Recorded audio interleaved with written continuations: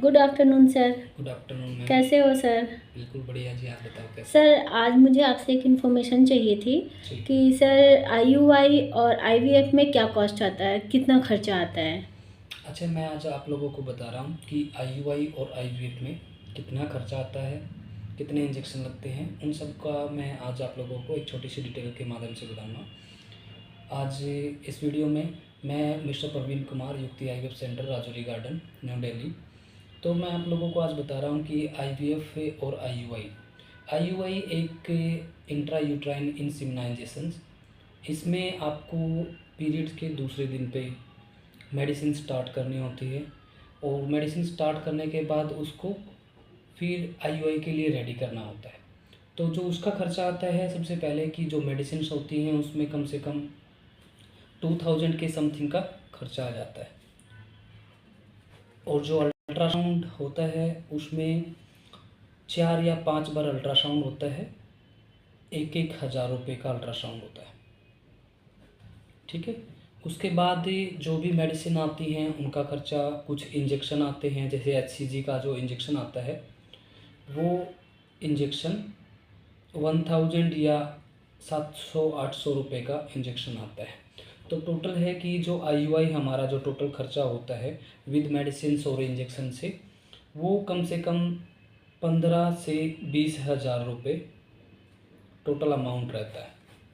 तो आईयूआई जो प्रोसीजर होता है उसमें जो फीमेल्स पार्टनर होते हैं और जो मेल पार्टनर होता है, तो मेल पार्टनर में उनके स्पर्म्स की quantity, quality, motility, progressive, non progressive, उन सबको हमें जो एम्ब्रोलॉजिस्ट होता है वो जो हस्बैंड का जो सीमन एनालिसिस होता है उसमें सब चेक करके बताता है। और आईयूआई तभी कराया जाता है जिनके 15 मिलियंस और या 20 मिलियंस के बीच में अगर स्पर्म काउंट है तो उन्हीं को आईयूआई कराना चाहिए होता है। अगर उनकी मोटिलिटी अच्छी नहीं है, डेड हैं, पस सेल हैं, प्रोग्रेसिव्स नहीं हैं, हेड डिफेक्ट है, मोर्फोलॉजी अच्छी नहीं है, तो उनको आईवीएफ में जाना चाहिए।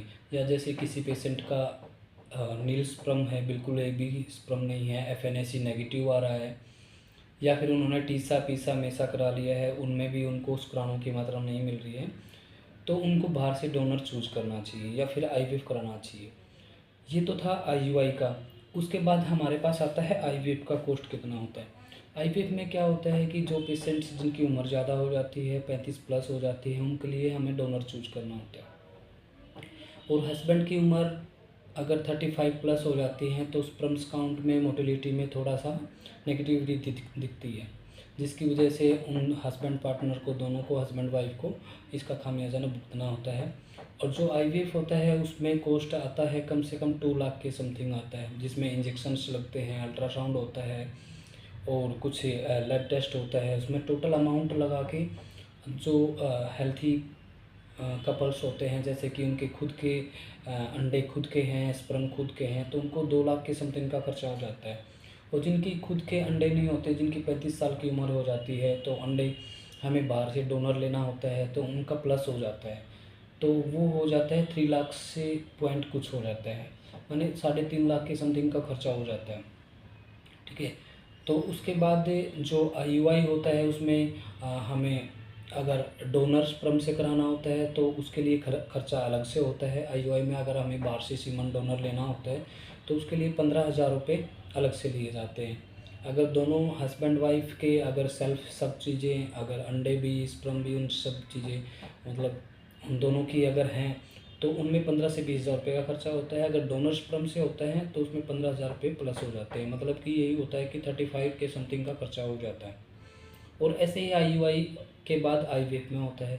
अगर स्पर्म अच्छे नहीं हैं या डोनर के अंडे अच्छे नहीं हैं तो डोनर अगर बाहर से लेना होता है, उनकी भी कॉस्ट थोड़ी सी ज़्यादा हो जाती है। जैसे मिडिल क्लास के लोग हैं, कहीं ना कहीं से अपने दाएं बाएं से, रिश्तेदार से या लोन उठा के, ये कैसे भी फैसिलिटी से के हिसाब से अपना उसको अरेंज कर लेते हैं और आईयूआई करा लेते हैं, आईवीएफ करा लेते हैं। तो जो आईयूआई होता है उसमें उसका परसेंटेज होता है कि पॉजिटिविटी का 45% होता है, कि भाई पॉजिटिव भी आ सकता है, नेगेटिव भी आ सकता है। किसी को एक बार में पॉजिटिव आ जाता है, किसी को दो बार में पॉजिटिव आता है, किसी को 2 बार में भी नेगेटिव आ जाता है। उसमें क्या होता है, जिनकी ट्यूबल जो ब्लॉक होती हैं, फ्लिपेन ट्यूब होती हैं, वो सब ब्लॉक होती हैं, इनकी वजह से उनका नेगेटिव आ जाता है। उनके लिए जो डॉक्टर होती है वो एडवाइस करती है एचएसजी के लिए। जो एचएसजी एक टेस्ट होता है जो यूट्रस के अंदर एक डाई नाम का केमिकल होता है, वो डाल के उसके बाद फिर एक्सरे मशीन से एक्सरे के 2 शॉट लिए जाते हैं, जिससे उसका पता चल जाता है कि भाई जहाँ जहाँ तक वो दवाई फैली है वहाँ तक उसका ट्यूब ओपन है, और अगर वो दवाई जहाँ तक नहीं फैली है उसका मतलब वहाँ तक बंद है। तो ये आईयूआई और आईवीएफ में प्रोसीजर होता है। जितना भी खर्चा लगता है वो पेशेंट को अफोर्ड करना होता है, इंजेक्शन लगवाने होते हैं, डॉक्टर के पास आना होता है, वो सभी टोटल 2 पॉइंट कुछ में समथिंग का खर्चा होता है। तो ये दोनों का कॉस्ट आईयूआई में आपको 15 से 20 हज़ार रुपये के बीच के होता है, और आईवीएफ में 2 पॉइंट के समथिंग का खर्चा हो जाता है, 2 लाख पॉइंट कुछ का।